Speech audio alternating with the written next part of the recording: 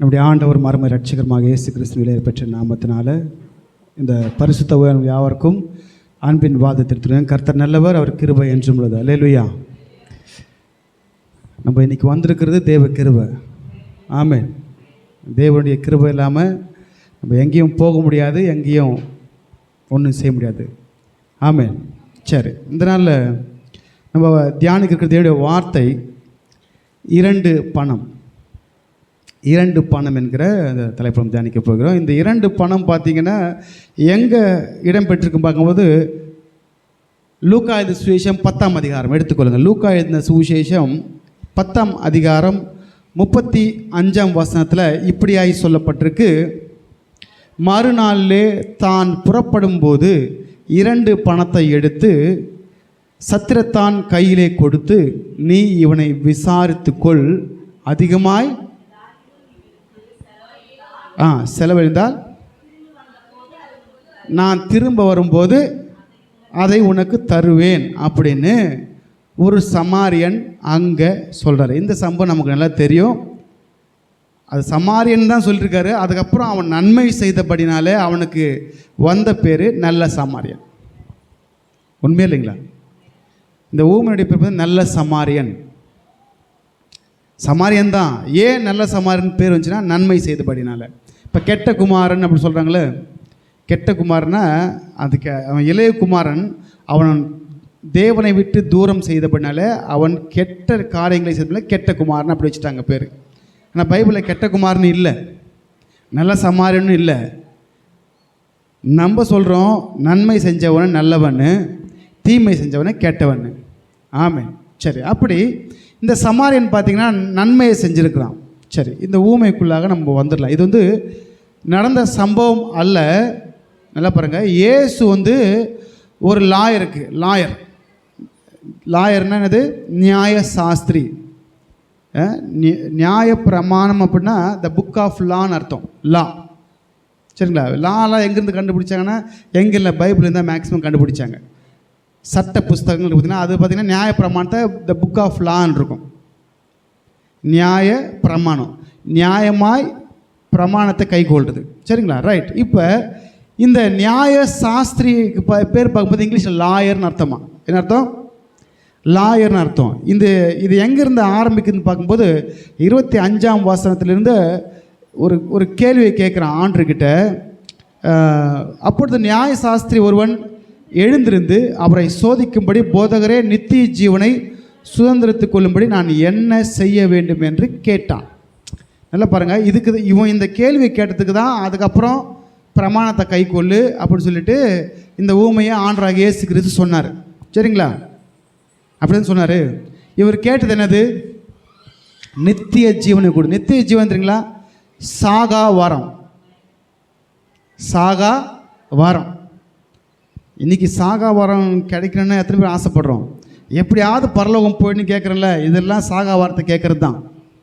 எப்படியாவது நான் கைவிடப்படக்கூடாது, கர்த்தர் வரும்போது நான் எடுத்துக்கொள்ளப்படணும் அப்படின்னு கேட்குறோம். அது நமக்கும் தான். அப்போ அந்த சாகா வரத்தை பெற்றுக்கொள்ள வேண்டுமானால் கர்த்தர் வரும்போது நம்ம எடுத்துக்கொள்ளப்படணும்னா இயேசு சொன்னார், பிரமாணத்தை கை கொள்ளு அப்படின்னு சொன்னார். ரைட். இங்கே அப்படி சொல்ல, இங்கே கீழே பார்த்திங்கன்னா நியாயப்பிரமாணத்தில் அதற்கு அவர் நியாயப்பிரமாணத்தில் என்ன எழுதி இருக்கிறது, நீ வாசித்திருக்கிறது என்ன என்றார். சரிங்களா? இந்த கேள்வி கேட்ட. நியாயப்பிரமாணத்தில் என்ன எழுதியிருக்கிறது, நீ வாசிக்கிறது. அப்போ நியாயப்பிரமாணத்தை எழுதி கொடுத்துருக்காரு. எதுக்கு எழுதி கொடுத்துருக்காரு? நீ வாசிக்கிறதுக்கு. நல்லா பாருங்கள். இன்றைக்கி நாம் பரலோகம் போன ஆசைப்படுறது பெருசில், அவர் நியாயப்பிரமாணத்தை எழுதி கொடுத்துருக்காரு. அது நீ வாசித்தது என்ன? ஆமென். வாசிக்க தெரியாதுன்னு சொல்கிறீங்களா? தெரியாதுன்னு சொன்னால் இன்றைக்கி சொல்கிறோம்ல, கேட்டுக்கோங்க. ஆமென். தெரியாதுன்னு சொல்லக்கூடாது. சரிங்களா? மோசேக்கிட்ட ஆண்டவர் பேசினார், அதுதான் சொன்னார். தெரியாதுன்னு சொல்லவே கூடாது. மீதெல்லாம் நமக்கு என்ன ஆகிடுது? இந்த ஸ்டோரேஜ் எது கொடுத்துருக்காருன்னா ஞாபகம் வச்சுக்கிறதுக்காக. ரைட். நீ வாசித்திருக்கிறது நியாயப்பிரமாணத்தில் என்ன எழுதியிருக்கிறது கொஸ்டின் மார்க் போட்டு நீ வாசித்திருக்கிறது என்ன என்றார். சரி. அப்போ அவர் சொல்லுவார், அதற்கு அவன் பிரதித்திரமாக எப்படியா? முழு இதயத்தோடும், உன் முழு ஆத்மாவோடும், உன் முழு பலத்தோடும் 4 காரியங்களை சொல்லியிருக்காருங்க. என்ன சொல்லியிருக்காரு?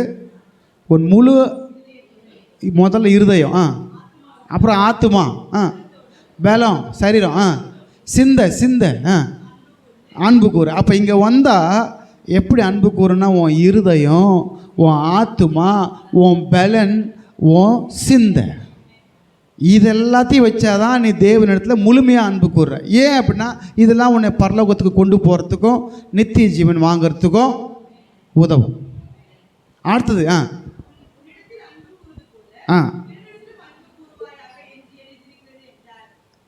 என்றான். அவன் சொல்கிறான் என்றான். அவர் அவனை நோக்கி நிதானமாய் அப்படின்னா என்ன அர்த்தம்? கரெக்டாக சொல்லிட்ட. அப்படியே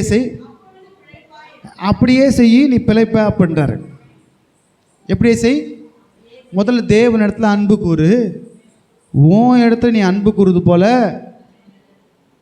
மற்றொரு இடத்துல அன்பு கூறு. இப்போ 2 காரியங்கள் இருக்குது. இந்த ரெண்டு தான் மிக முக்கியமானது. சரிங்களா? இந்த 2 தான் மிக முழு நியாயப்பிரமாணமும் தீர்க்க தரிசனம் இதெல்லாம் அடங்கியிருக்கு.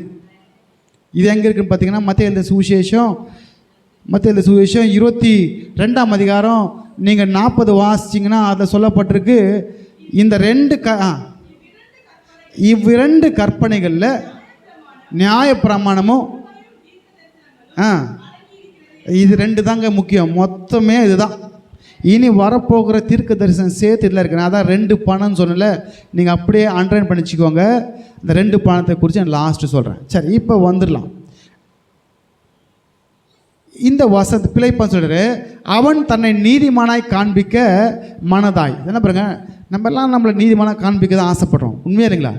நான் நல்லவன் அப்படி தான் சொல்கிறோம். நான் கெட்டவன் நம்ம சொல்லுவோமா? நான் நல்லவன் தான் சொல்லுவேன். எங்கன்னா தப்பை செஞ்சாலும் ஐயோ நான் செய்யலை, நான் நல்லவன், எனக்கு தெரியாது அப்படின்னு சொல்லுவோம். நான் நல்லவன் அப்படின்னு சொல்லுவோம். இங்கே இவர் நீதிமானாய் காண்பிப்பதற்காக இயேசுவை நோக்கி யார் அப்படின்னு கேட்குற. யார்? பிறன்னா நெய்பர்னு போட்டிருக்கு இங்கிலீஷில். நெய்பர்னா பக்கத்து வீட்டுக்காரன். பக்கத்து வீட்டுக்கு நெய்பர்னா அதுதான். சரிங்களா? பிறன் யார்? நெய்பர்னு போட்டிருக்கு, பக்கத்து வீட்டுக்காரன். சரி, சொல்லிட்டு பிறன் யாருன்னு அவன் கேட்டதப்ப என்ன பாருங்க, தன்னை நீதிமான் என்று காண்பித்து கொள்ள எனக்கு பிறன் யாருன்னு கேட்டபோது இப்போ தான் இந்த ஊமையின் துவக்கம் ஆரம்பிக்கிறது. இது சம்பவம் அல்ல, இது ஊமை. சரி, அப்போ ஆண்டவன் சொல்கிறாரு, இயேசு பிரதித்திரமாக ஒரு மனுஷன், பாருங்க நல்லா பாருங்க, ஒரு மனுஷன் சொன்னார். அந்த மனுஷன் யார்? ஒரு மனுஷன். பழைய ஏற்பாட்டில் ஒரு இடத்துல யாக்கோபு தூங்கினார், ஏணி வச்சு காமிக்கப்பட்டது.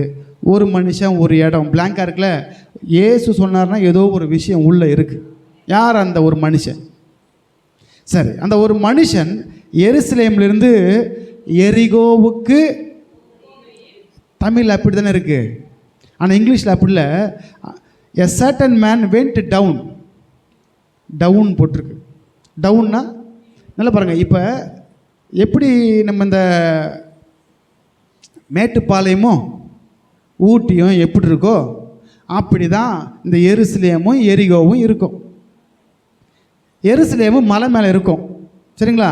எரிகோ கீழே இருக்கும். எரிகோ பார்த்திங்கன்னா கடல் மட்டத்தை விட கொஞ்சம் தாழ்வான பகுதி. சரிங்களா? இந்த எருசலேம் பார்த்திங்கன்னா ஹைட்டு. சரிங்களா? நம்மளை கர்த்தர் எப்பயுமே மேலே தான் வைப்பார். நம்மளை நீ கீழாகாமல் மேலாவாய். சரி, இப்போ இந்த சர்டன் ஒரு மனுஷன் அப்படின்னா அவன் எருசலேம்லேருந்து எரிகோவுக்கு போகிறான். நல்லா பாருங்கள், எரிகோ என்கிற இடம் பார்த்திங்கன்னா சபிக்கப்பட்ட சாபமான ஒரு இடம். அதை கட்டினா அவன் பிள்ளைய கொல்லணும் அப்படின்லாம் போட்டிருக்கு பைபிளில். சரிங்களா? அதில் ஒரு பொருள் எடுத்தான். யார்? சாபத்திலான பொருளை ஒன்று எடுத்தான். அவன் அழிக்கப்பட்டான். ஆகானா? ரைட். அப்போ அந்த சாபத்தீடான அந்த இடத்துக்கு நல்லா பாருங்க, எருசலேம் பரிசுத்த நகரம். எருசலேம் பரிசுத்த நகரம். எரிகோ பார்த்தீங்கன்னா பாவ உலகம். ஒரு மனுஷன் அந்த எருசலேம்லேருந்து கீழே போகிறான். நல்லா பாருங்கள், இது யாருக்கு ஒப்பிட்டு காமிக்கிறாங்கன்னா சில ஸ்காலர்ஸ் பார்த்திங்கன்னா ஆதாமை குறித்து சொல்லப்பட்டிருக்கு. ஆதாம் யார? ஆதாம தேவன் தோட்டத்தில் வச்சார். அவன் என்ன பண்ண, பிசாசு பேச்சை கேட்டு உலகத்துக்கு தன்னை திருப்பும்படியாக போன பொழுது தான் சில சம்பவங்கள் நடக்குது. சரி, இப்போ நல்லா பாருங்கள். இப்போ மேட்டுப்பாளையம், அதுக்கு மேலே இருக்கிறது தான் ஊட்டி. இருக்கிற ஊட்டியில் எது ஹையஸ்ட்டு பீக் எது? தொட்டபெட்டாவா? அப்படி இந்த இஸ்ரேல் மலையில் எர்மோன் மலை தான் ஹைட்டு. எர்மோன் மலை தான், புரியுதுங்களா? இதில் வந்து எர்மோன் மலை தான் ஹைட்டு. அதுக்கப்புறம் பார்த்தீங்கன்னா எதுனா ஒலிவ மலை, இந்த தேவாலயம் இருந்த மலை, சரிங்களா? இதுதான் மலை. இப்போ நமக்கு இதெல்லாம் புரிஞ்சிக்கலாம், சரிங்களா? அப்போ தான் நமக்கு என்ன ஆகுனா டக்குன்னு பதியும். இப்போ இந்த மலை மேலே இருந்து என்ன பாருங்க, பரிசுத்த ஸ்தலத்திலேருந்து உலகத்துக்கு வரான் ஒருத்தன், உலகத்தில் விழுந்து போகிறது. நடுவில் பார்த்தீங்கன்னா கல்லர் கையில் அகப்படுறான். யார் கையில் அகப்படுறான்? இப்போ இதுதான் பாயிண்ட். கல்லர் கையில் அகப்படுறான். கல்லை என்ன பண்ணான் பாருங்கள், முதல்ல எதை உரிச்சான்? ஆதாமுக்கு எது போச்சு? எதுங்க போச்சு? உங்கள் பணம் அவனுக்கு தேவையில்லை, உன் பொருள் தேவையில்லை, உன் வீடு தேவையில்லை, அதெல்லாம் கேட்க மாட்டாங்க. இது வேறு திருடன், சரிங்களா? இந்த உலகத்தின் திருடன் வந்து கண்ணை மீட்டு கொண்டிருப்பான். அதனால தான் அவன் சொல்கிறேன், இங்கே சேர்த்து வைக்காத, இங்கே சேர்த்து வச்சேன்னா திருடன் வந்துடுவான். இல்லை ரொம்ப நாள் எங்கள் சொந்தக்காரங்கெல்லாம் மண்ணில் போச்சு தான் வச்சுருக்காங்க, டிஃபன் பாக்ஸில் வச்சு எல்லாம் அரிச்சு போச்சு.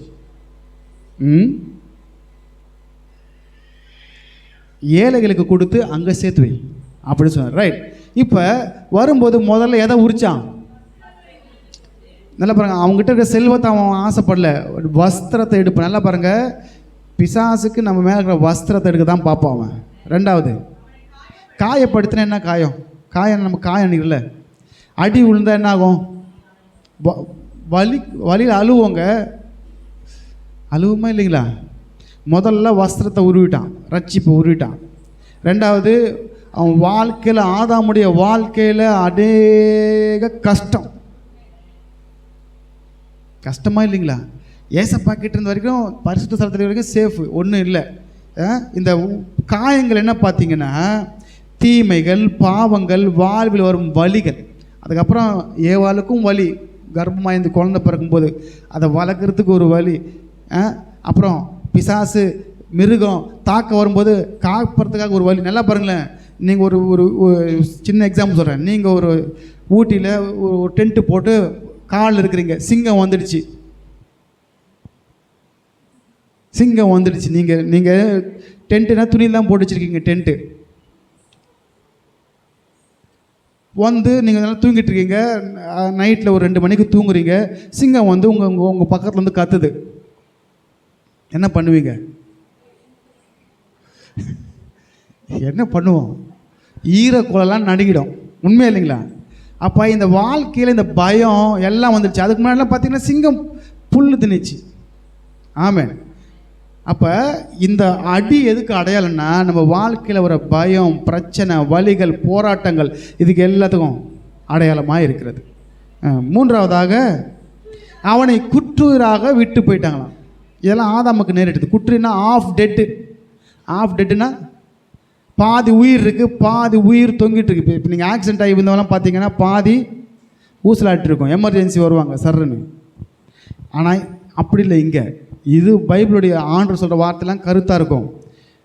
மனுஷனுக்கு 2 வாழ்க்கை இருக்குது, ஒன்று ரட்சிப்பு, இன்னொன்று நித்திய ஜீவன். புரியுதுங்களா? சாகவே சாவாய். ஆதாம் பாதி செத்து போயிட்டாருங்களா? செத்து போயிட்டாரா? இப்போ நிர்வாணம் ஆக்கி விட்டு போயிட்டான், செத்து போயிட்டாரு. இன்னும் பாதி உசுறு தான் இருக்குது, சரிங்களா? சாகவே சாவாய். பிசாசு சாகவே சாக மாட்டேன். அது அப்படி ஏமாத்துறவங்க தான் அதெல்லாம் இன்றைக்கி காதுலேருந்து நல்லா கேட்கும். ரைட். இப்போ உரிச்சிட்டு காயப்படுத்திட்டு குற்றுயிராக விட்டுட்டு போயிட்டான். இது வந்து பாருங்க உவமை, சரிங்களா? சரி, முதல்ல அந்த வலியாய், நீங்கள் அடுத்த வசனம் வாசிச்சிங்கன்னா, சரி முதல்ல இது பார்த்துல இருங்க. எருசலேமுக்கும் எரிகோவுக்கும் இன்னும் ஒரு கீழே போகலை, நடுவழியிலேயே இந்த சம்பவம் நடந்திருக்கு, சரிங்களா? எல்லாம் உரிச்சிட்டு போயிட்டாங்க. இது யாரை சொல்லப்பட்டனா, சத்ருவை குறிக்கிறது, சரிங்களா? நம்ம வாழ்க்கையில் அவன் எதை திருட வருவான், முக்கியமான பாயிண்ட்டு, நம்ம ரட்சிப்பின் வஸ்திரத்தை உங்ககிட்ட இருக்கிறதெல்லாம் விட்டுடுவான். அவனுக்கு அதெல்லாம் வேணும்னா நம்மக்கிட்டே வரப்போகிறான். அவன் நம்மக்கிட்ட அதனா கொட்டியாக கிடக்கு. சொல்கிறோம்ல, எதனா பிரச்சனை வந்தா பிசாசு போராட்டம் பயங்கரமாக இருக்குது.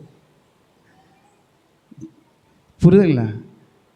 பணம் வேணா அவன் வேறு இடத்துக்கு போயிருப்பான். வேர்ல்டு லெவலில் பணக்காரங்க போட்டிருக்காங்கள, ஃபஸ்ட்டு ப்ளேஸ் செகண்ட் ப்ளேஸ், அவன் வீட்டுக்கு போயிருப்பான். அவங்ககிட்ட இல்லை வஸ்திரம், உங்ககிட்ட இருக்குது வஸ்திரம். அல்லேலூயா. அவனுக்கு கொடுக்கல வஸ்திரம், உனக்கு கொடுத்துருக்காரு வஸ்திரம். வரும்போது அந்த வஸ்திரம் கரை திரையாட்டதாக இருக்கணும். ஆமென். சரி, இப்போ இந்த அந்த மலைக்கும் கீழே எரியோக்கும் பார்த்தீங்கன்னா கிட்டத்தட்ட 17-18 மைல் தூரங்கள் ட்ராவல் பண்ணோம். பாதி வரையில் இந்த சம்பவம் நடந்து போச்சுன்னு ஆண்டு சொல்கிறார். சரிங்களா? ஆதாமுடைய வாழ்க்கையில் அவர் உலகத்துக்கு நோக்கி போனபோது பிசாசு என்ன பண்ணிட்டான்? குற்றுயிராய் விட்டுட்டு போயிட்டான். இப்போ ஆதாம் எங்கே இருக்காரு? ஆதாம் எங்கே இருக்காரு? ஆதாம் எங்கே இருக்காரு? எரிகோல் இருக்காரு. அந்த ஆதாம் எங்கே இருந்தார்? தோட்டத்தில் அத்தி மர தாண்ட போய் ஒழிஞ்சிக்கிட்டார். எங்கே ஒழிஞ்சார்? அத்தி மர இலைகளால் கச்சைகளை உண்டு பண்ணி அத்தி மரத்தில் போய் ஒழிஞ்சிருந்தார். அந்த அத்தி மரம் பார்த்திங்கன்னா நிறைய ஆண்டு ஊமை சொன்னார். அத்தி மரத்தை குறித்து நிறைய பேசியிருக்காரு. அத்தி மரம் போல் எத்தனையோ பேர்கள் கர்த்தரும் இல்லாமல் அர்த்தமும் இல்லாமல், ரைட், இப்படிலாம் பாட்டு நிறைய இருக்குது. இப்போ இவர் விழுந்து கிடக்கிறாரு. முதல்ல யார் வருதுன்னு பார்க்கும்போது நம்ம நிறைய கேட்டிருப்பீங்க நீங்கள். சரிங்களா? நிறைய வாட்டி நம்ம கேட்டிருப்போம். இந்த ஹைட்டு பார்த்தீங்கன்னா 17 மைல் தூரங்களாம் கீழேருந்து. இந்த எருசலேமுக்கும் எரிகோவுக்கும் பார்த்திங்கன்னா இது வந்து மலை ஹைட்டு, இது டவுனு. எப்பவுமே ஆண்டவர் வந்து நம்மளை கீழே தள்ளுறதுக்கு பார்க்க மாட்டார், கீழே விழ தள்ள மாட்டார். விழுந்தவனா தூக்கி எடுப்பார். புரியுதா இல்லைங்களா? விழுந்து போனால் தூக்கி எடுத்தால் அவருக்கு பழக்கமே தவிர தள்ளுறது அவனுக்கு பழக்கம் இல்லை. ஆனால் பிசாசுக்கு வந்து இயேசுவையே உயர்ந்த கோபுரத்து மேலே எடுத்துகிட்டு போய் இங்கேருந்து குதி அப்படின்னு சொன்னான். அவன் தள்ளுறதே வேலை. ஆனால் இயேசு நம்மை காப்பாற்றுகிறவர். ஆமென். நம்மளை விடவே மாட்டார். உன் பாதம் கல் இடராதபடிக்கு தூதரை அனுப்பி கரத்தில் ஏந்துவார். ஆமென்.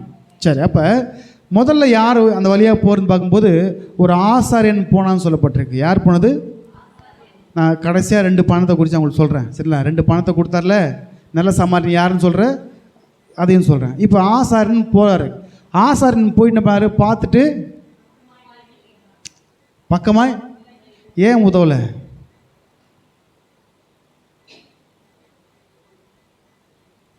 ஆமாம், ஏன் உதவலை? அந்த ஆசாரியன் யாருக்கு ஒப்பனை பார்க்கும்போது நியாயப்பிரமாணத்துக்கு ஒப்பனை. நியாயப்பிரமாணத்தை மீறினா பாவம் தான். புரியுதா இல்லைங்களா? நியாயப்பிரமாணம் கை கொடுக்கல. புரியுதா இல்லைங்களா? பார்த்து விலகி. சரி, அதுக்கப்புறம் இன்னொருத்தர் வராரு. என்ன பாருங்க, நியாயப்பிரமாணம் சொல்லுதுன்னா நியாயப்பிரமாணத்தை மீறினாலே பாவம்னு சொல்லியிருக்காரு. சரிங்களா? நியாயப்பிரமாணத்தை மீற தண்டனை.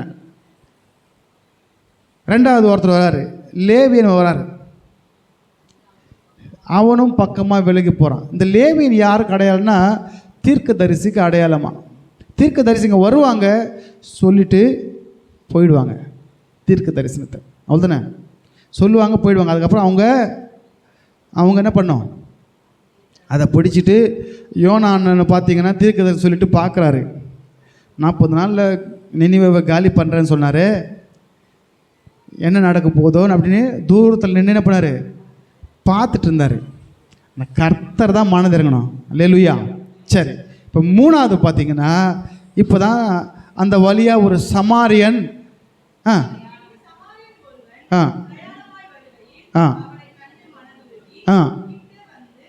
பாருங்க, முதல்ல என்ன வந்துச்சான்? நமக்கு கூட அந்த மனதுருக்கம் வரணும். நம்ம மட்டும் பரலோகம் போகிறோம், நம்ம மட்டும் போனால் போதும், நம்ம மட்டும் சுயமாக இருக்கக்கூடாது. அழிந்து போகிற ஆத்மா மேலே என்ன வேணும்? மனதுருகணும். ஐயோ, இந்த ஆத்மா அழிந்து போகுதே, எப்படியாவது சொல்லுவோமே, எப்படியாவது அந்த ஆத்மாவை ரட்சிப்புகளை கொண்டு வந்துடலாமே, எப்படியாவது சொல்லாமல் அவன் நம்ம தப்பாக நினச்சிட்டு போட்டோம். என் நிமித்தமாக நீங்கள் பலவித பேச்சை வாங்கினாலும் பரவாயில்ல, பரலோகத்தில் நீங்கள் பாக்கியவனாக இருப்பீங்கன்னு சொல்லப்பட்டிருக்கு. ஆமாம் இல்லைங்களா? இப்போ இந்த மனதுருகிறது தாங்க முக்கியம். வசனத்து மனதுருகும் தெய்வமே பாட்டு ஏசையா உம்மை மனதார துதிப்பேன் ஸ்தோத்தரிப்பேன். சரி, இந்த சமாரியனுடைய வரல் பார்த்தீங்கன்னா, யார் இந்த சமாரியர்கள்? யார் இந்த சமாரியர்கள்? எதற்காக இயேசுவை அந்த சமாரியனுக்கு ஒப்பனையாய் காண்பிச்சிருக்கிறாங்க? இந்த முதல்ல சமாரியர்கள் எப்படி வந்தாங்க பார்க்கும்போது, நீங்கள் பழைய ஏற்பாட்டில் பார்த்தீங்கன்னா சாமேர் என்கிற ஊர் தான் சமாரியாவாய் மாற்றப்பட்டது. சரிங்களா? கிமு கிறிஸ்துக்கு முன்பதாக 700 ஆண்டுகளுக்கு முன்பதாக, சரிங்களா, இவங்க என்ன பண்ணிட்டாங்கன்னா அந்த இஸ்ரேல் ஜனங்கள் எல்லாத்தையும் சிறைக்கு வேறு இடத்துல போட்டு அந்த அசிரியா ஜனங்களையும் பாபிலோன் ஜனங்களையும் கொண்டு வந்து இஸ்ரேலில் வச்சுட்டாங்க. அந்த இடத்து அங்கே அந்த சமாரியா பட்டணம் பாருங்க, சாமேர் தான் சமாரியா ஆச்சு. சரிங்களா? சாமேருங்க தான் சமாரியா ஆச்சு. இப்போ இந்த சமாரியர்கள் என்ன பண்ணிட்டாங்கன்னா, யார் அங்கே இருக்கிறவங்கன்னா இந்த வந்த ஆசிரியர்களும் பாபிலோனர்களும் அதில் அந்த சிங்கங்கள் அனுப்பி கடிக்க வச்சார் ஆண்டவர் அவங்கள. அப்போ லேவியர்களை கொண்டு வந்து அங்கே வச்சு அந்த தேவனை பற்றி சொல்லிக் கொடுத்ததுக்காக வச்சாங்க. இப்போ என்ன ஆயிடுச்சுன்னா மிக்ஸ் ஆகிடுச்சு. மிக்ஸ் ஆகி வந்த ஜனங்க தான் இந்த சமாரியர்கள். சமாரியர்கள் கையில் தண்ணி கொடுத்தா குடிக்க மாட்டாங்க யூதர்கள். அதுதான் அந்த சமாரிய ஸ்திரீ சொன்னாங்க, நீ யூதனாக இருக்க என்கிட்ட தாகத்துக்கு தண்ணி தா. எப்படி? ஏன்னா தீட்டு அதுக்கு தான் ஏசப்பா தெளிவாக சொல்லிட்டாரு, இப்படி சாப்பிட்றது தீட்டாகாது கண்ணா, இதுதான் தீட்டாக்கும். அல்லேலூயா. இந்த யூதன் நினச்சிட்டு இருக்காங்க இப்படி இவங்ககிட்ட வாங்கி குடித்தா தீட்டுன்னு. இல்லை, இது உன்னை தீட்டு. அதாவது தைரியமாக வாங்கி குடித்தார் ஆண்டவர். அந்த தண்ணி எங்கே தீட்டா போய் குடித்தா அது வரவே இடத்துல வெளியே வந்துடும். ஆனால் அவங்க முக்கியமானதை விட்டுட்டு தீட்டு, இது தீட்டு, அது தீட்டு, அப்படி தான் நினச்சிட்டு இருந்தாங்களே தவிர தேவ அன்பை தேவ இறக்கத்தை விட்டாங்க. இந்த சமாரியனுக்குள்ளே இருந்தது என்னது? மனது உருக்கம். ஆமென். சரி, இப்போ அந்த சமாரியனை குறித்து முதல்ல சமாரியன் யாருன்னு சொல்கிறேன். ஏன் இயேசுவே அந்த சமாரியன்னு சொன்னாங்கன்னா, இயேசு வளர்ந்த ஊர் பார்த்திங்கன்னா நாசரேத். இந்த நாசரேத் எங்கே இருந்துச்சுன்னா இந்த சமாரியானுடைய வடக்கு எல்லைகளில் ஓரமாக இருந்துச்சான். சமாரியானுடைய வடக்கு எல்லைகள் ஓரமாக இருந்துச்சான். அதனால தான் இயேசுவை சமாரியனுக்கு ஒப்பிட்டு காமிச்சார். அவர் தான் காமிக்கிறாரு அங்கே, புரிதலைங்களா? ஆனால் அவர் பிறந்தது அங்கே, வாழ்ந்தது அந்த சமாரியா எல்லை ஓரங்களில். ஆமென். அப்போ இந்த சமாரியன் இயேசு முதல்ல ஒரு ஆசாரியன் யார்? நியாயப்பிரமாணம். வார்த்தை கொல்லும், ஆவியோ உயிர்ப்பிக்கும். ஆமென். சட்டம் தான், இதுக்கு தண்டனை தான். புரியுதுங்களா? மன்னிக்கிறவர் அவர் ஒருத்தர் தான். ஆமென். அதான் உன் பாவங்களுக்கு மன்னிக்கப்பட்டு நிறைய இடத்துல ஆண்டு சொல்லியிருக்காரு. சரி, இந்த சமாரியன் கிட்ட மனதுருகி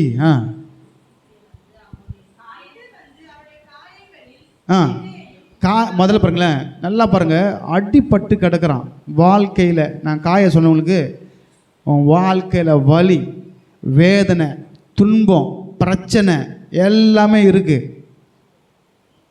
முதல்ல நீ சமாதானப்படணும்னா உன் வாழ்க்கையில் இதை கர்த்தர் ஆற்றணும். அதனால தான் அந்த சமாரியன் முதல்ல தன் வாழ்க்கையில் பட்ட காயங்களுக்கு எதை வார்த்தாரு? என்ன எதுக்கு அடையாளம்? பரிசுத்த ஆவிக்கு அடையாளம், திராட்சரசத்துக்கு அடையாளம், உடன்படிக்கைக்கு அடையாளம். அல்லேலூயா. ஆசார் வருத்தப்பட்டு பாரம் பொருளே நீங்கள் எல்லோரும் எடுத்து வர, நான் உங்களுக்கு இளைப்பாறுதல் தருவேன். உன் சுமையை நான் எடுத்துட்டு ஏன் சுமையை உன் மேலே வைக்கிறேன். உந்து கஷ்டம், எந்த ஈஸி. ஆமாம். இப்போ முதல்ல காயத்தில் எண்ணெயையும் திராட்சை ரசத்தையும் வார்க்கிறார். இப்போ என்ன பாருங்களேன், இப்போ இன்றைக்கி ஆயின்மெண்ட்டில் எப்படி பண்ணுறாங்க? ஆயின்மெண்ட்டு எண்ணெயில் தேன் மெழுகு போட்டால் அது அப்படியே கட்டியாக மாறும். தேன் மெழுகு தெரியுங்களா? நீங்கள் போயிட்டு என்ன பண்ணுறீங்க, இங்கே நாட்டு மருந்து கடையில் போய் கேட்டால் தேன் மெழுகுன்னா கொடுப்பாங்க. அதை நீங்கள் எண்ணெய் காய்ச்சி எண்ணெயில் போட்டு ஆரம்பிச்சுன்னா ஆயின்மெண்ட் மாதிரி ஆகிடும். சரிங்களா? அப்போ நம்ம வாழ்க்கையில் படுகிற கஷ்டங்களுக்கு, பிரச்சனைகளுக்கு தீர்வு என்னென்னா பரிசுத்த ஆவி என்கிற ஒரு எண்ணெய். ஆமென். நீ அழும்போது உன்னை தேற்றுவார். ஆமென். உண்மைங்களா? நீ தனிமையாக வீட்டில் படுத்து பெட்டில் அழுகுறல, உன் பக்கத்தில் யாரோ ஒருத்தர் தேற்றுற மாதிரி இருப்பார். அவர் யாருன்னா ஆவியானவர். அல்லேலூயா. ஏன் தேற்றுவார்னா, இயேசு என்கிற ஒரு நல்ல தெய்வத்தை நம்ம ஏற்றுக்கொள்ளும்போது அவர் நம்ம உடன்படிக்கை செஞ்சு, அவர் உடன்படிக்கை செஞ்ச உடனே அவரை ஏற்றுக்கொண்ட உடனே நமக்கு பரிசுத்த ஆவி கொடுத்துருவார். சரிங்களா? அப்போ முதல்ல உன் காயம் ஆற்றப்பட என்ன, இரண்டாவதாக உன்னோடு கூட நித்திய உடன்படிக்கையை ஏற்படுத்துவார். அல்லேலூயா. மூன்றாவதாக அதுக்கப்புறம் தான் என்ன பண்ணுவார்னா, துணியை வச்சு பைண்ட் பண்ணுவார். இன்றைக்கி ட்ரெஸ்ஸிங்கெல்லாம் எப்படி கண்டுபிடிச்சாங்கன்றீங்க? ட்ரெஸ்ஸிங் எப்படி அடிப்பட்டு வரவனுக்கு ஃபஸ்ட் எய்ட் என்ன பண்ணுவாங்க? எங்கே டிஞ்சர் ஊற்றினா எரியும், ஆனால் எண்ணெய் ஊற்றினா எப்படி இருக்கும்? எரியாது. கொஞ்சம் அப்படியே கொஞ்சம் ரிலாக்ஸ் ஆன மாதிரி இருக்கும். சரிங்களா? நல்ல தெய்வங்க, ரண வைத்தியர். நம்ம ரணமாக இங்கே வரும்போது எவ்வளோ கஷ்டத்தோடு வந்திருப்போம். சொல்ல முடியாத கஷ்டம் யாருக்கிட்ட சொல்லணும்? யார் கேட்பாங்க? சும்மா ஒரே ஆளுக்கிட்ட 10 வாட்டி சொன்னால் இது வேறு வேலையே இல்லை, சும்மா சொல்லிட்டு இருக்கு. ஆனால் நீங்கள் இயேசுக்கிட்ட 100 வாட்டி சொன்னாலும் சலிச்சிக்க மாட்டார். அல்லேலூயா. நீ மனுஷங்கிட்ட 10 வாட்டி சொன்னால் அவன் முகம் மாறிடும், வேறு வேலையில் அங்கே பார்த்தோன்னே இங்கே ஏஞ்சி ஓடிடுவான். ஆனால் இயேசுன்னு இடத்துல நீ 100 வாட்டி உன் எக்ஸாமுக்கு ப்ரேயர் பண்ணாலும், உன் வாழ்க்கைக்கு ப்ரேயர் பண்ணாலும், உன் வேலைக்கு ப்ரேயர் பண்ணாலும் முகம் சுளிக்காத ஒரே ஒரு தெய்வம் இயேசு மட்டும்தான். அல்லேலூயா. இப்போ நானும் சொல்லுவேன், சும்மா இதுக்கே ஜெபம் சொல்கிறாங்க, என்ன இவங்க அப்படி நினைப்பல. ஆனால் இயேசு அப்படி நினைக்கவே மாட்டார். நீ உட்காந்து ஜெபிக்க அதை கேட்கும்போது கர்த்தமாரு, என் பிள்ளை என்னை நோக்கி கேட்குது, அதுக்கு செஞ்சு ஆகணும். லூக்கா 18 பார்த்தீங்கன்னா ஜபத்தை குறித்து கற்றுக் கொடுத்துருக்காரு. விடாமல் கேட்கணுமா. உன் வாழ்க்கையில் 4 வாட்டி கேட்டு கிடைக்கலன்னு சோர்ந்து போவாத, தொடர்ந்து கேளு. ஆமாம். இங்கே நம்ம காயத்தோடு கூட வந்திருப்போம், இன்றைக்கி கண்ணீரோடு கூட வந்திருப்போம். சொல்ல முடியாத கஷ்டம் யாருக்கிட்ட சொல்லும்? இருக்கார் இயேசு, சொல்லுங்கள். இங்கேருந்து போகும்போது உங்களுக்கு ஒரு சமாதானத்தை கர்த்தர் என்ன பண்ணுவார்? கொடுத்து அனுப்புவார். காயங்களை கட்டி சுய வாகனம் தெரியுங்களா? சுய வாகனம் அது இன்றைக்கி இருக்குது. இன்றைக்கி வாகனங்கள் நிறைய இருக்குது. இயேசு சுய வாகனத்திலாம் கழுகு தன் குஞ்சுகளை சட்டை மேலே சுமந்து கொண்டு போவேன், நான் உங்களை சுமந்து கொண்டு போனேன் அப்படின்னார். அவர் தாங்க வாகனம். அவர் மேலே நம்மை சுமந்து கொண்டிருக்கிறார். பாட்டு பாடணும். அவர் சிந்தின ரத்தம் எனக்கு மீட்பை தந்தது, அவர் கொண்ட காயங்கள் இன்றைக்கி நம்ம ஓரளவுக்கு சுகமாக வாழ்கிறதுக்கு காரணம் என்னென்னா, அவர் நமக்காய் வாங்கின அடி. அல்லேலூயா. தன் வாகனம்னா அவர் சரீரத்தில் நம்முடைய பலவீனங்களை சுமக்கிறார். வாசிங்க ஏசாயா 53:3-4 வாசிங்க. ஏசாயா 53:3-4.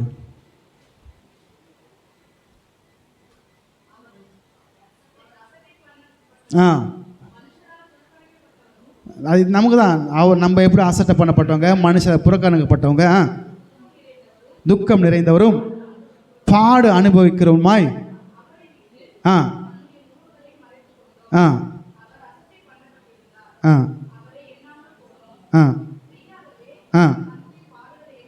நம்முடைய பாடுகளை ஏற்றுக்கொண்டு சுமந்தார். அல்லேலூயா.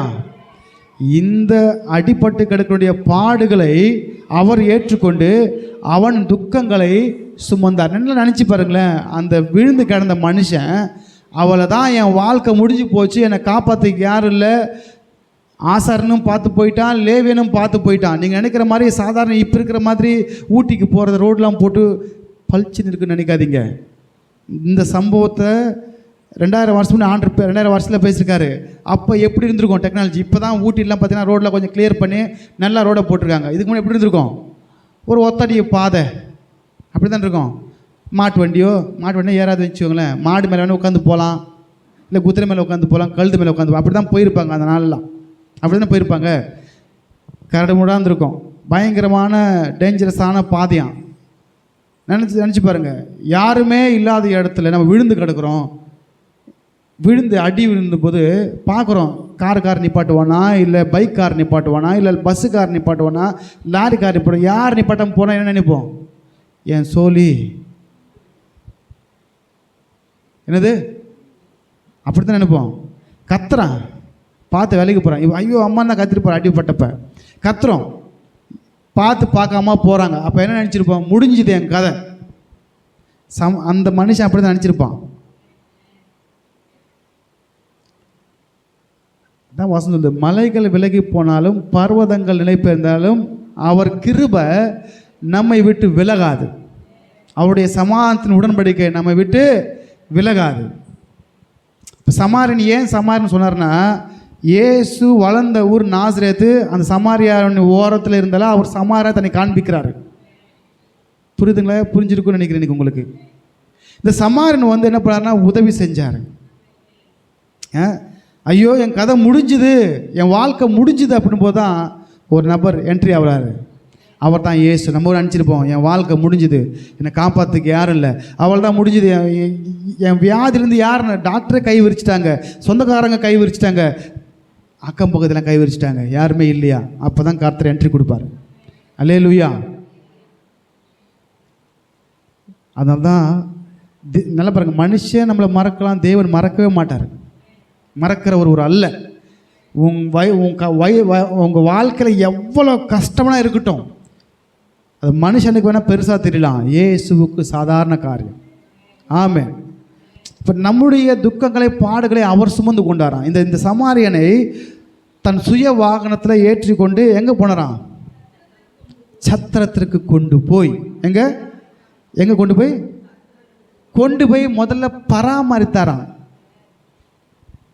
இயேசு உங்கள் வாழ்க்கையில் என்னென்ன இருக்கோ எல்லாத்தையும் பராமரிப்பார். உங்களை அழைச்சிட்டு விட்டு போகிறவர் அல்ல. அது எப்படி வரலாம் யோசிக்காதுங்க. வானம் பூமியும் கர்த்தருடையது. பூமி கர்த்தருடைய நிறைந்திருக்கு, அவருடைய பொருளால் நிறைந்திருக்கு, எல்லாம் அவரது தான். அவரது இருந்து அவர் எடுத்து கொடுக்க மாட்டாரா என்ன? கண்டிப்பாக கொடுப்பார். பராமரித்தார் என்று சொல்லப்பட்டிருக்கு. அந்த நைட்டெல்லாம் இருந்து பராமரிச்சுட்டு மறுநாள் தான் போகும்போது ஒப்பு கொடுத்துட்டு போகிறார். சரிங்களா? இப்போ போகும்போது அந்த வசனம் தொடர்ச்சி வாசிங்க. ஆ ஆ ஆ ம் விசாரித்துக்கொள். ஆ ஆ தருவேன் என்றார். அப்படின்னு சொன்னார். 2 பணத்தை கூட்டினா 2 பணத்துக்கு நான் வரேன். சரிங்களா? முதல்ல நம்மளை வந்து கர்த்தர் என்ன பண்ணுவார்னா நம்மளை பராமரிப்பார். நீங்கள் யோவான் 17ஆம் அதிகாரம் வாசிச்சிங்கன்னா, பிதாவே நான் இருந்த வரைக்கும் உங்களை காத்துட்டு இருந்தேன், இப்போ நான் உங்கள் இடத்துல வரேன், நான் வரதால் இவங்களையும் எடுத்துக்கோன்னு சொல்ல ஆண்டவரை, இவங்கள உங்கள் நாமத்தினால காத்துக்கொள்ளுங்க அப்படின்னு சொல்கிறார். சொன்னார் இல்லைங்களா? இப்போ சத்திரக்காரங்கிட்ட ஒப்பு. யார் சத்திரக்காரன்? சத்திரம்னா நமக்கு டக்கு ஞாபகம் வரும். இயேசு கிறிஸ்து பிறந்தபொழுது சத்திரத்தில் பிறந்துட்டாரு. என்ன பாருங்க, பிறந்துட்டாரு, வழியில் பிறந்துட்டாரு, வைக்கிறதுக்கு சத்திரத்தில் இடம் இல்லை. அதுக்கப்புறம் தான் கொண்டு போகிறாங்க தொழுவத்துக்கு. சரிங்களா? ரைட். சத்திரம். இந்த சத்திரம் எதுன்னா ஆட்கள் தங்குவதற்கான ஒரு இடம். சரிங்களா? அப்போ ரட்சிக்கப்படுற அனுதினமும் சபையில் சேர்க்கப்பட்டார்கள் என்று சொல்லப்பட்டிருக்கு. இயேசு பேதுருவை பார்த்து சொன்னார், பேதுருவே, சீமோனின் குமாரனாகிய பேதுருவே, நீ என்னிடத்தில் அன்பாக இருக்கிறாயா? என் ஆட்டுக்குட்டிகளை மேய்ப்பாயாக. அப்படிதான் சொல்லிட்டு போனாரு. உப்பு கொடுத்துட்டு போகிறாரு. உப்பு கொடுத்தனா போவார். அதுக்கப்புறம் யார் மேய்ச்சது? பரிசுத்த ஆவியின் வல்லமையினால இவங்க என்ன பண்ணாங்க? சபைகளை நடத்தினாங்க. பவுல் பார்த்தீங்கன்னா பட்டணங்கள் தோறும் போனார். அவர் போன பட்டணம் எல்லாம் போய் சபைகளை ஸ்தாபித்து. ஏன்னா அதெல்லாம் ஆடு யாருதுன்னா தேவனுடைய ஆடு. இன்றைக்கு நீங்கள் தேவனுடைய ஆடு. ஆமென். இந்த ஆட்டை மேய்ப்பாயாகான்னு அங்கே பேதுருவை பார்த்து சொன்ன தேவன் இப்போ சொல்லுவார், இந்த ஆட்டுக்குட்டிகளை மேய். ஆட்டுக்குட்டிகளாகவே இருக்காதீங்க, பெருசாகி குட்டி போட பாருங்கள். ஒரு ஆடு எத்தனை வருஷமாக தான் குட்டியாக இருக்கும்? எத்தனை வருஷம்? 1 வருஷமா? 2வது வருஷம் என்ன பண்ணும் ஆடு? என்னங்க பண்ணும்? அதுக்கப்புறம் ஆண்டு பேதுருவே அன்பாக இருக்கிறாயே, ஆடுகளை மேய்ப்பாயாக. ஆமென். நீ குட்டியாகவே இருக்காத, ஆடாக மாறு. கர்த்தர் உன் வளர்த்தியை எதிர்பார்க்கிறார். ஆமென். சரி, கர்த்தர் நல்லவர். இப்போ ஒப்பு கொடுத்து சத்திரக்காரங்கிட்ட ஒப்பு கொடுத்துருப்பார். இப்போ சத்திரம்னா புரிஞ்சிருக்கோம், ரட்சிக்கப்படுகிற எல்லாரையும் சபையில் கர்த்தரிடமாய் சேர்க்கப்பட்டார்கள். நான் 2 பணத்தை கொடுத்துட்டு போவார்ல. 2 பணம் தெரியுங்களா? 2 பிரமாணம். 2 பிரமாணம். அந்த பிரமாணம் தான் நம்ம அங்கே வாசித்தோம். என்ன வாசித்தோம்? ஆ ஆ ஆ ஆ ஆ ஆ என்று அதுக்கப்புறம் இந்த 2 பிரமாணம் இருக்குல்ல, இதை சொல்லி அவங்கள நீ நடத்து. இதுக்கு மேலே பிரமாணம் ஒன்றும் இல்லை. நியாய பிரமாணமும் தீர்க்க தரிசனமும் இதிலே அடங்கியிருக்கு. நான் வந்து எக்ஸ்ட்ரா நீ பண்ணி தான் தரேன். எக்ஸ்ட்ரா இல்லை, அதுதான் அன்பில் ஆண்டு மொத்தத்தையும் எடுத்து அடக்கியிருக்கிறாரு. அன்பில்லாதவன் தேவனை அறியான். உண்மையே இல்லைங்களா? அன்பில் கொண்டு வந்து மொத்த வேதத்தையும் சுருக்கி வச்சார். ஆமாம், உண்மையே இல்லைங்களா? இப்போ 2 பணத்தை சத்திரக்காரர் கொடுத்துருக்காரு. இதுதாங்க மொத்த தீர்க்க தரிசனமும் நியாயப்பிரமாணம் மொத்தத்தையும் கொடுத்துட்டு போயிருக்காரு. இதன்படியாக இவன் நடத்து. ஜனங்க அதை நடத்துனாங்க. எப்படி நடத்துனாங்க? நீங்கள் பார்த்தீங்கன்னா அப்போஸ்தலரும் தீர்க்க தரிசி என்கிற அஸ்திபாரத்து மேலே நம்ம கட்டப்பட்டிருக்கிறோம் இன்றைக்கி. சரிங்களா? அப்போஸ்தலரும் தீர்க்க தரிசிகளும். சரிங்களா? அப்போஸ்தலர் ஒன்றும் புதுசாக சொல்ல, புதுசாக இல்லை, நான் ஆரம்பத்தில் தான் எடுத்து சொல்கிறேன் உங்களுக்கு. அப்படி சொல்லி அந்த பழைய ஏற்பாடை எடுத்து தான் கோடிட்டு காண்பிச்சாங்க. சரி, ரைட். இப்போ இந்த 2 பணம், இது 2 பணம் பார்த்தீங்கன்னா இங்கிலீஷில் என்ன போட்டிருக்குன்னா,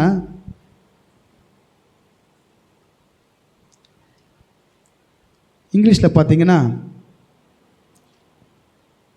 2 பென்சஸ்ன்னு போட்டிருக்கு. எத்தனை? 2 பென்சஸ். 2 பென்சஸ் பார்த்தீங்கன்னா 30 சென்ட்ஸுக்கு அடையாளமாக. 30 2 பணம் வந்து 30 சென்ட்ஸுக்கு அடையாளமாக 2 பென்சஸ். 30 அப்படின்னா டீச்சிங், உபதேசம்னு அர்த்தம். அப்போ 2 பணம் கொடுத்தன்னா வேதத்தை கொடுத்து இதன்படியாக அவனை நடத்து. அல்லேலூயா. வேதத்தை கொடுத்து அதன்படியாக இவனை நடத்து அப்படின்னு சொல்லிட்டு தான் போனார். உண்மையே இல்லைங்களா? இதை விட வேறு எதுவும் இல்லை. சரிங்களா?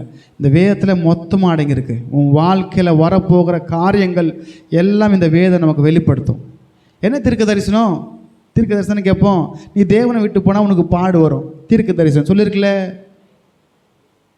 நீ தேவனுக்கு பிரியமான செய்யலாம், உனக்கு பிரச்சனை வரும். தீர்க்க தரிசனம் இருக்கா இல்லைங்களா? புதுசாலாம் இல்லை, ஒன்றும் தேடாதீங்க. லண்டனில் அது நடக்குது, ஜப்பானில், அதெல்லாம் நமக்கு சும்மா நியூஸ் தான். நம்ம வாழ்க்கையில் நடக்க போகிற காரியத்தை சொல்கிறது தான் ப்ராஃபஸி. புரியுதுங்களா? அதை கேட்குறோம், அது நியூஸு நடக்கும், நல்லா நடக்கும். சரிங்களா? இப்போ நம்ம இங்கே இருக்கிறோம். இஸ்ரேல் பணைய கைதிங்களை 3 பேர் ரிலீஸ் பண்ணாங்களாம். அவங்கள எப்போ பிடிச்சாங்க பணைய கைதியாக? 2023ஆம் ஆண்டு அக்டோபர் மாதத்தில் அந்த சுக்கோத் பண்டிகை வரும்போது, கூடார பண்டிகை வரும்போது அவங்கள பிடிச்சிட்டு போயிட்டாங்க. எத்தனை பேரை பிடிச்சிட்டு போயிட்டாங்க? அதில் 3 பேரை விட்டாங்க. இப்போ அந்த 3 பேர் பொக்காயிட்டாங்க. எப்படி ஆயிட்டாங்க?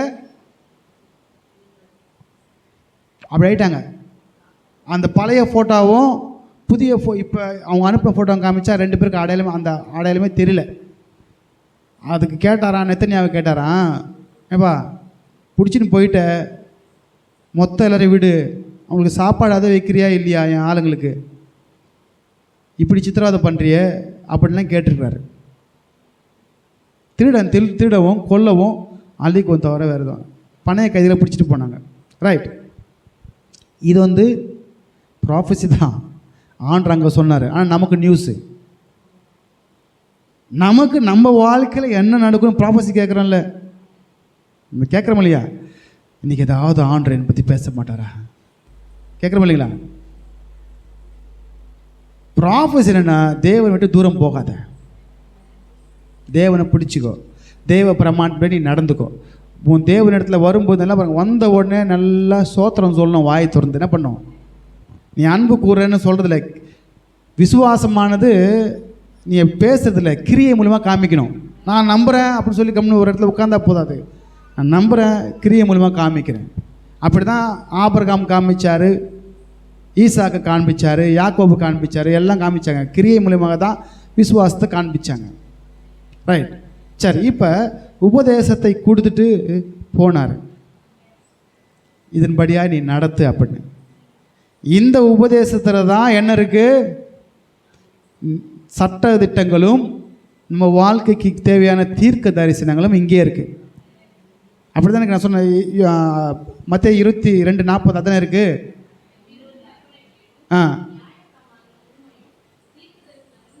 அடங்கி இருக்கிறது. இந்த ரெண்டில் எல்லாமே இருக்குது, நீ கவலையே படாத. அதுக்கு மேலே எதுவும் இல்லை. சரிங்களா? ரைட். ஒரு வாசம் நம்ம வாசிக்கலாம். பழைய ஏற்பாடுன்னு சொல்கிறது நம்ம புதிய கம்பேரிசன் பண்ணி பார்க்கலாம். முதல்ல தேவனிடத்தில் அன்பு கூறுறதை பற்றி உபாகம் 6ஆம் அதிகாரம் 5ஆம் வசனத்தை எடுத்து வாசிங்க.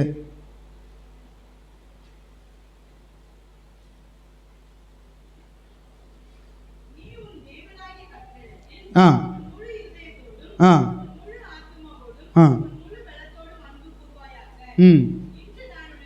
போதும், 5 மட்டும் வாசிக்கலாம். 6, 5 அப்படி இங்கே வந்துருங்க. இப்போ யோவான் 14ஆம் அதிகாரம் 23 வாசிங்க.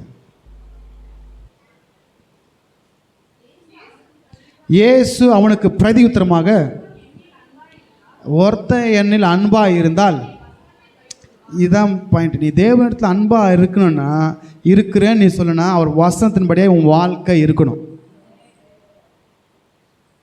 உண்மையே இல்லைங்களா? அதான் அங்கே இயேசு சொன்ன வார்த்தை அது. ஒருவன் என்னில் அன்பாக இருந்தால் கை கொள்கிறோமா?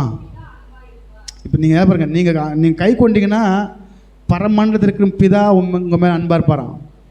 அப்போ ஒன்று மேலே நம்ம அன்பு கூறுறது தான் மற்ற அன்பை நம்ம பெற்றுக்கொள்ள முடியும். நீ அன்பு கூறாமல் அடுத்தவங்க அன்பு கூற மாட்டாங்க.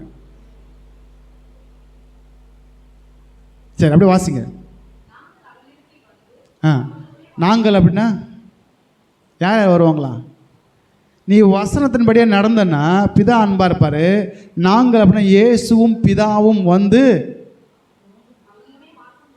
வாசம் பண்ணுவோமா? பண்ணுவவரா? இல்லைங்களா?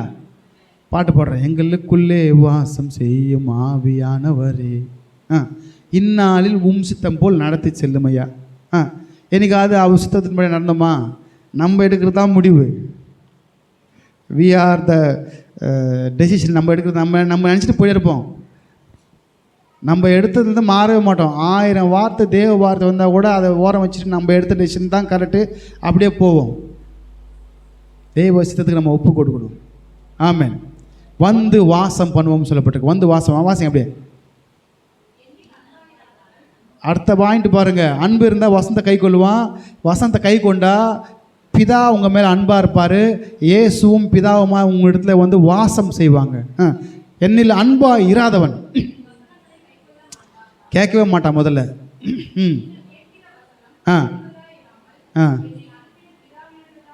சரி, போதும். இப்போ அன்பு கூறணும் தேவனிடத்துலனா வசனத்தை கை கொள்ளணும்.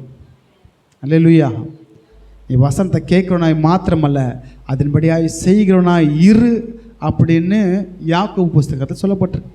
பொதுவான நிருபத்தில் நீ வசனத்தை 1000 வசனம் கேட்கலாம், 1000 வசனம் மனப்பாடம் பண்ணலாம், 1000 வசனத்தை நம்ம டக்குனு ஒப்பிக்கலாம். ஆனால் இதெல்லாம் நல்லது தான். ஆனால் வசனத்தின்படியே நம்ம வாழ்ந்தோன்னா நம்ம வாழ்க்கையே மாறும். அல்லேலூயா. சரி, 1. 2வது, உன்னிடத்தில் அன்பு கூறுவது போல பிறனிடத்தில் அன்பு கூறுவாங்க. இதுதாங்க மிக முக்கியமானது. 2, ஏசப்பா கிட்ட அன்பு கூறுங்க, மற்றவர்கிட்ட அன்பு கூறுங்க.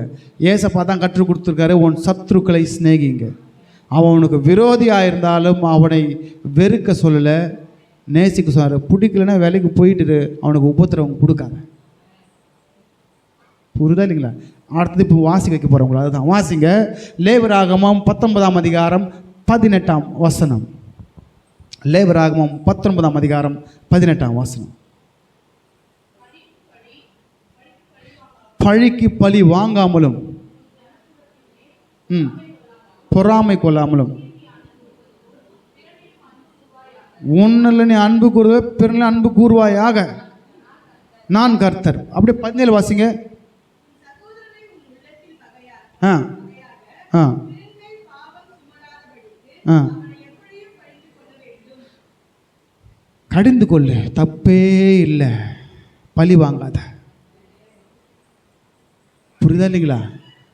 பிள்ளைய வந்து நம்ம பிள்ளை மேலே நம்ம அன்பு வச்சுக்கணும். அவனை வந்து திட்டணும், உபதேசித்து திட்டணும், இல்லை சொந்தக்காரங்களை திட்டணும். ஆனால் பழி வாங்க நினைக்காதீங்க. ஏன்னா நீ செய்கிறது தப்புடா, இந்த தப்பு பண்ணாதான்னு திட்டுங்க, தப்பே இல்லை. அவனுக்கு உபத்திரம் மட்டும் பண்ணக்கூடாது. சில பேர்லாம் பார்த்தீங்கன்னா எத்தனையோ பார்த்தீங்கன்னா இன்றைக்கி எவ்வளோ நியூஸ் பார்க்குறீங்க, அந்த பகையை வச்சு கொண்டுடுறாங்க. தேவன் அதை கற்றே கொடுக்கல நமக்கு. திட்டி அவன் கேட்கலையா, அப்புறம் விட்டு வேலைக்கு போயிடு, வேறு எதுவும் பண்ணாது அவனுக்கு. ஆமாம், உண்மையாக இல்லைங்களா? அதுதான் அங்கே சொல்லப்பட்டிருக்கு. சரி வாசிங்க, யோவான் எழுதின சுவிசேஷம் 13ஆம் அதிகாரம் 34ஆம் வசனம். யோவான், இந்த 2 காசுல 2 கட்டளைகளா? நீங்கள் ஒருவரில் ஒருவர் அன்பாயிருங்கள்,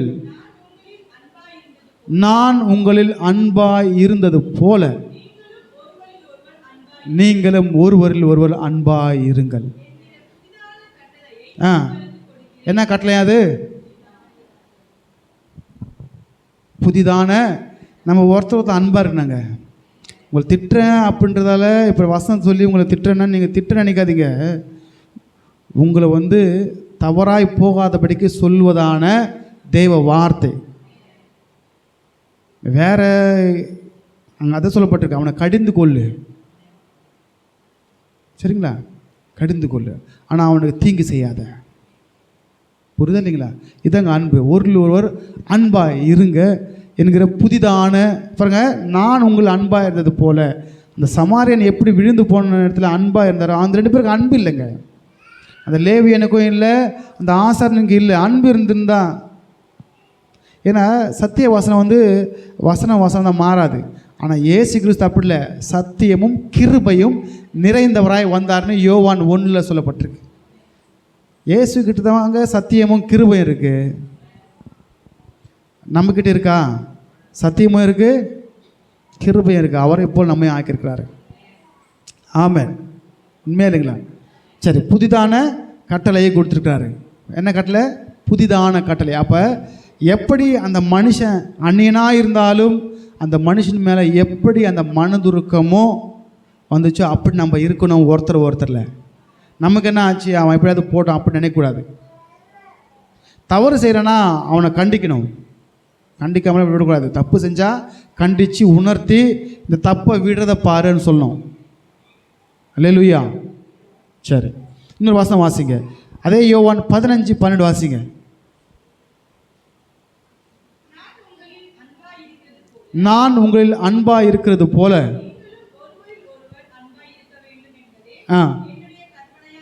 ஆஹா, அல்லேலூயா. தேவனுடைய கற்பனை அதுதான். அந்த 2 பணம் உபதேசம் எல்லாமே தேவனுடைய வார்த்தையாக கற்பனைகள். ஆமென். 1, தேவனிடத்தில் அன்பு கூறணும். நீ தேவனிடத்தில் அன்பு கூறணும், அவர் வசனத்தின்படியாக உன் வாழ்க்கை இருக்கணும். மற்றவனிடத்தில் அன்பு கூறணும்னா அவன் செய்த தப்பிதங்களை மன்னித்து அவனுக்கு அன்பாக இருக்கணும். அதான் கற்றுக் கொடுத்தார் நமக்கு. புரிதல? தேவன் கற்றுக் கொடுத்தா. அப்படி பார்த்தீங்கன்னா நம்ம செஞ்ச பாவத்தை இயேசு மன்னிக்கலைன்னா நம்ம நிலைமை என்ன இருக்கும்? நம்ம செய்யாத பாவமா, நம்ம செய்யாத அக்கிரமமா, நம்ம பேசாத பேச்சா, இது எல்லாத்தையும் கிருபையாக அவர் மன்னிச்சிருக்கிறாரு. அப்படி நம்மளும் என்ன பண்ணுவோம்? ஒருத்தர் நம்ம தப்பு செஞ்சுட்டே இருப்போம். இயேசு வந்து சரிப்படுத்திட்டே இருப்பார். ஏன்? அப்பா ஒருத்தர் இருக்கார்ல, வந்துடுவார்னு சொல்லிட்டு.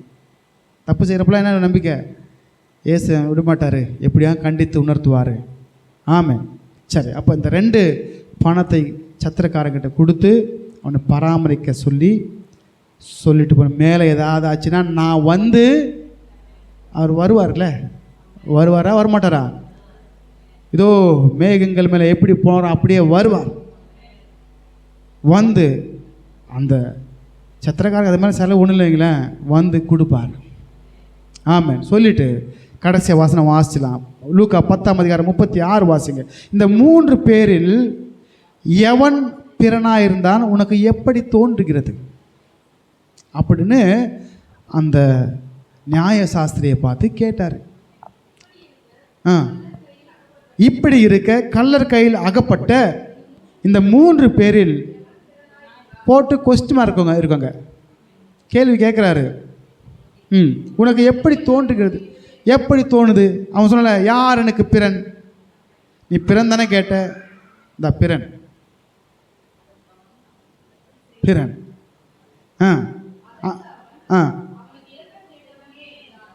இப்போ இரக்கம் செய்தவன் தான் பிறன். அந்த படியை நீயும் நோக்கி செய் என்றார். அல்லேலூயா. இன்னைக்கு இந்த ஊமைக்கான விளக்கத்தை ஓரளவுக்கு நான் உங்களுக்கு விலைக்கு காண்பிச்சிருப்பேன்னு கர்த்தருக்குள்ளே விசுவாசிக்கிறேன். அல்லேலூயா. இப்போ நல்ல சமாரியனாகிய இயேசு நம்ம வாழ்க்கையில் விழுந்து கிடந்த நம்மளாம் பரலோகத்துக்கு போகிறதுக்கு தகுதியான்னு பார்த்தா எத்தனை மார்க்னா 0. 100க்கு எத்தனை மார்க் போட்டால் 0.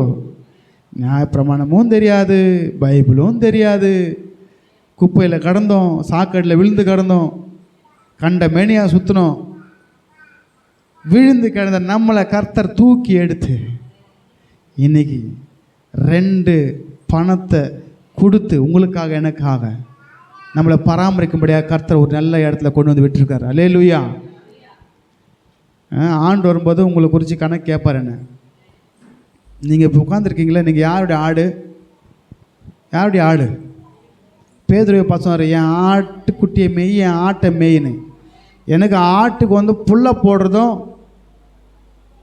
போடுறதும் அதுக்கு உபதேசம் பண்ணுறது தான் என் வேலை. சரிங்களா? ஏதோ சும்மா வச்சான்னு நினைக்காதீங்க. யாக்கோபு என்ன பண்ணுவார், கொம்பு எடுத்து 2 போடவும் போடுவார். ஆட்டை பேச்சு கேட்கலாம். ஆட்டை என்ன பண்ணுவார், சும்மா அங்கே எது வைக்கிறேன், நீ எகிரிக்கிற இந்த அதை தாண்டி போகிற 2 அடி அடித்து கயிறை கட்டி வைப்பார். அதுக்கும் மேய்ப்பனுக்கு என்ன இருக்குது, அதிகாரம் இருக்கு. சரிங்களா? அதனால் நம்ம தேவ வார்த்தைக்கு செவி கொடுத்து தேவன் இன்றைக்கி ஒன்றே புரிஞ்சுக்கணும். தேவனத்தில் அன்பு இருந்துச்சுன்னா நீங்கள் வந்து சும்மா இருக்க மாட்டேன். சும்மா இருப்பீங்களா நீங்கள் இங்கே வந்து?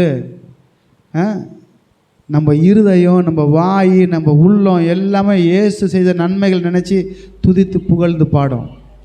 அவர் மட்டும் இல்லை வைங்களேன், எப்போ பிசாசு காலி பண்ணிட்டுருப்பான். காப்பாற்றுக்கு யாரும் இல்லை. அவர் இறங்கி மனுதுருகி நம்மளை காப்பாற்றினார். அல்லேலூயா. நமக்கு ஒரு ஸ்தலத்தை கர்த்தர் ஏற்படுத்தியிருக்காரு. இங்கே நம்மளை பராமரிக்கிறதுக்கும் அங்கே ஒரு வீடை கட்டுறாரு. எங்கே? பரலோகத்தில் உங்களுக்காக ஒரு வீடை கட்டுறாரு. உங்களுக்காக ஒரு இடத்த கர்த்தர் கட்டி வச்சுருக்காரு. அங்கே கொண்டு போய் விடுவார். இது தற்சமய நிலை தான். அவர் வரும்போது நம்மளை அழைச்சிட்டு போவார். அதனால் இன்றைக்கி ஒரு தீர்மானம் எடுத்துக்குவோம். இதை விட பெருசு எதுவும் இல்லை.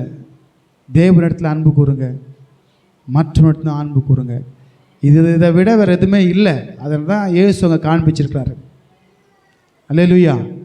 அதில் நல்ல சமாரனாக இயேசு நமக்கு செய்தது போல நம்மளும் அந்த இயேசுவை பின்பற்றுகிற நாமும் இயேசுவினுடைய வார்த்தை 1-2 சொல்லி விழுந்து போனவங்களை தூக்கி எடுக்க பிரயாசப்படுங்க. ஜெபத்தோடு கூட பண்ணுங்க. சரிங்களா? இப்படிப்பட்ட பலிகளில் தேவன் பிரியமாக இருக்காராம். ஆமென். மனுஷன் சாவது எனக்கு பிரியம் இல்லை, அவன் மனம் திரும்பி வாழ்வதே. இப்போ மனம் திருப்புறது நீங்கள் நான் இல்லை, தேவ வார்த்தை. அல்லேலூயா. அதனால் கர்த்தர் சொன்ன வார்த்தை மேலே நடந்து கொள்ளுங்க. கர்த்தர் உங்களை அளவில்லாமல் ஆசீர்வதிப்பாராக. ஆமென்.